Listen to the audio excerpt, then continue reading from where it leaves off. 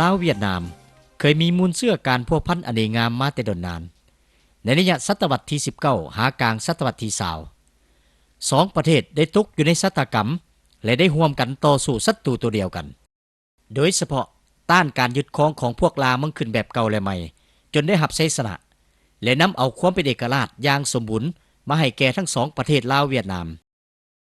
การตีเอาชนะสงครามหุกฮานของพวกลาวมั่งขึ้นแบบเก่าและใหม่มันเป็นผลสำเร็จอันสักการะบูชาของประชาชนลาวและเวียดนามในภารกิจปลดปล่อยชาติพร้อมกันนั้นมันก็แม่นมากผลรวมยอดแห่งความยึดเดียวเหนียวแน่นบ่ยอมจำนนและความสามัคคีสู้รบที่เต็มไปด้วยความเสียสละและช่วยเหลือซึ่งกันและกันของประชาชนลาวเวียดนามมูลเชื่อแห่งสายพัวพันมิตรภาพความสามัคคีสู้รบมีใส่และการช่วยเหลือซึ่งกันและกันอย่างมีผลศักดิ์สิทธิ์ในระยะต่อสู้ปลดปล่อยชาติภายหลังประเทศลาวได้สถาปนาสาธารณรัฐประชาธิปไตยประชาชนลาวและเวียดนามได้ท่อนโฮมประเทศชาติเป็นอันหนึ่งอันเดียวและสร้างตั้งเป็นสาธารณรัฐสังคมนิยมเวียดนาม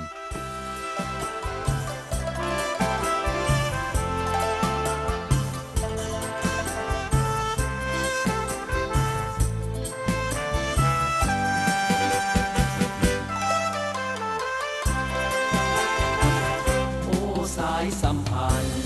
ลาวเวียดนามห่วงภาษาสองชาติเฮาเคยมีมาแต่ปางปฐมบูหาร